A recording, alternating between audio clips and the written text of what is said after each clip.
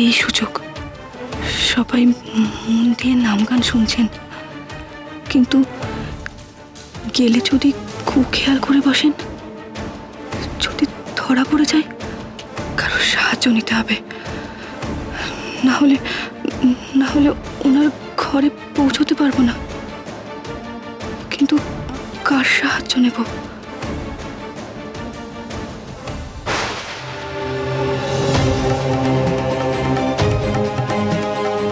নয়নবু, ওর বুদ্ধি কম, কোনো কিছু তুলিয়ে ভাবে না। আমাকে না চিনেও সাহায্য করতে পারে।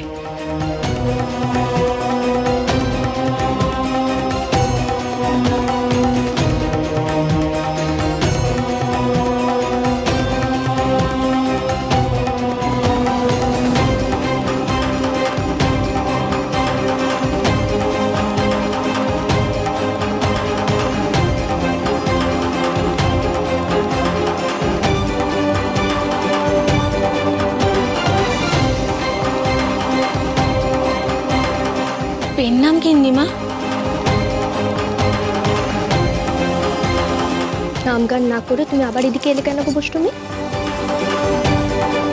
তোমার সঙ্গে আলাপ করতে এলাম গো গিন্নিমা। গায়ের লোকের মুখে তোমার কত সুখ্যাতি শুনেছি। তুমি তো ছোট কর্তার ঘরণী গৃহিণী। পাঁচ গায়ে নাম গান করি তো, সেখানে সবার মুখে রায়বাড়ির মেজ বউয়ের কথা শুনি। সবাই কত প্রশংসাই না করে। সত্যি? আমি তো জানতাম সবাই আমার নিন্দে করে। অমন দুমুখের মুখে আগুন। যারা তোমাকে বোঝে তারা তোমার নিন্দে কেন করবে? অমন নিন্দুকের কথাই কিচ্ছু মনে করবে না। তা তুমি আমার এত কথা জানলে কি করে? ও মা, জানবো না কেন? ওই তো গেল বর্ষায় তোমার সয়ে চম্পার বাপের যখন খুব অসুখ করেছিল, আমি তো তাকে সারিয়ে তুলেছিলাম। অবশ্য সে কথা কেউ জানে না।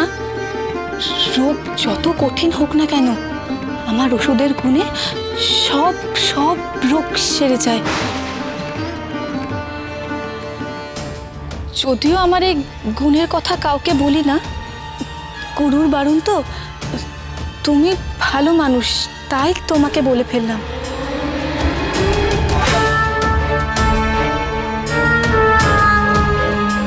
তুমি কঠিন রোগ সারাতে জানো? তা জানি বই কি। তুমি চাইলে আমি তোমার স্বামীকেও সুস্থ করে দিতে পারি।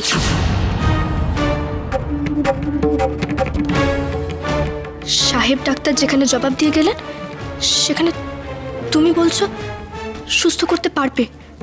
তাহলে আমি সবাইকে কি বলি? না না, তার দরকার নেই।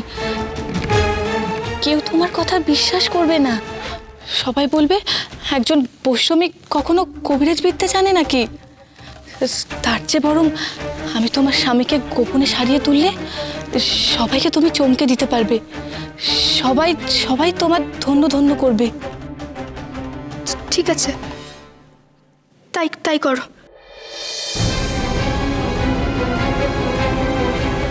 কিন্তু তার জন্য তো তোমার স্বামীর ঘরে আমাকে যেতে হবে, রোগীকে দেখতে হবে তো।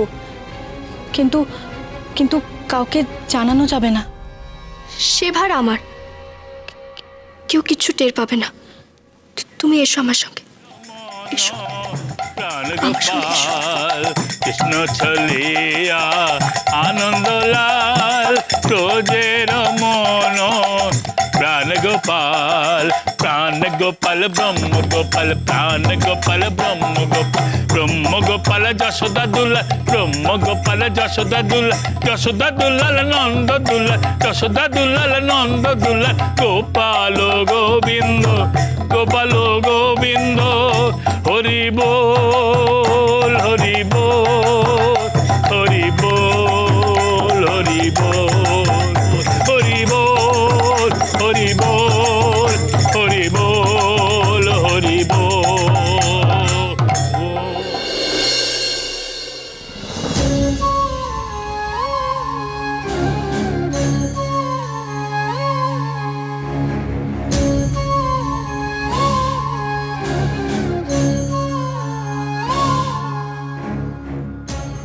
মা বিশালাক্ষী, আমি যেন আমার স্বামীকে সুস্থ করতে পারি। আমাকে শক্তি দাও মা, শক্তি দাও।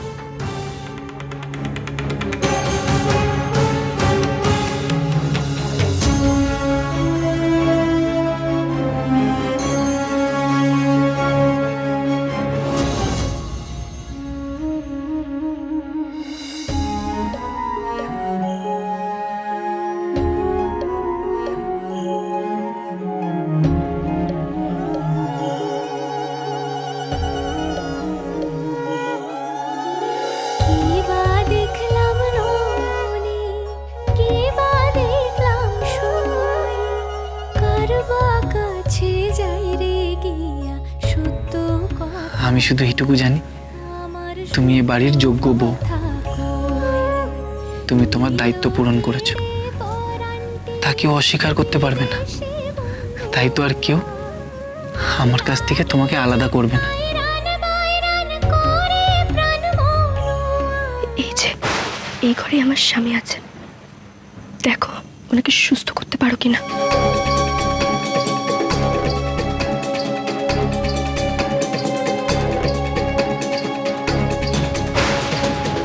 ঘরে ওই মেয়ে মানুষটা কে গো? ও সাগর বউ, বড়লোক বাপের দেমাগি মেয়ে। সবসময় দেখাতে চায় আমি কেউ নয়, ওই সবসময় স্বামীর সেবা করছে। কিন্তু আমি যে তুমি ছাড়া আর কারো সামনে আসতে চাই না।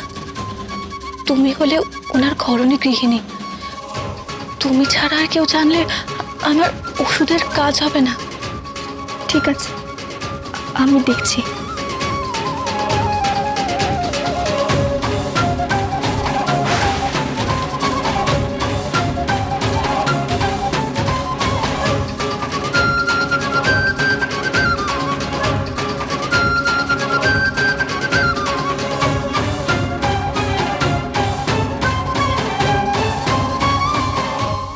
তুমি কার সাথে কথা বলছিলে গো মেস্তিদি? কই, কারোর সাথে না তো। আমি স্পষ্ট গলার শব্দ পেলাম। ও বুঝেছি, আমি আমার নিজের সাথেই নিজে কথা বলছিলাম।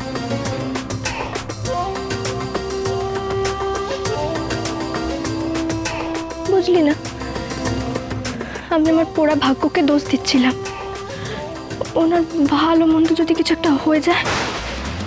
তুমি থামো তো, সারাক্ষণ খালি মুখে কথা। ওহো, তোকে আমি বলতেই ভুলে গেছিলাম, মা তো তোকে ডাকছেন। হ্যাঁ, শান্তির জল নিতে যা, যা শিগগির যা। আহা, আমি তো আছি এখানে, আমি তো ওনার ঘরণী গৃহিণী, আমার বুঝে একটা দায়িত্ব নেই। যা যা, তুই যা যা।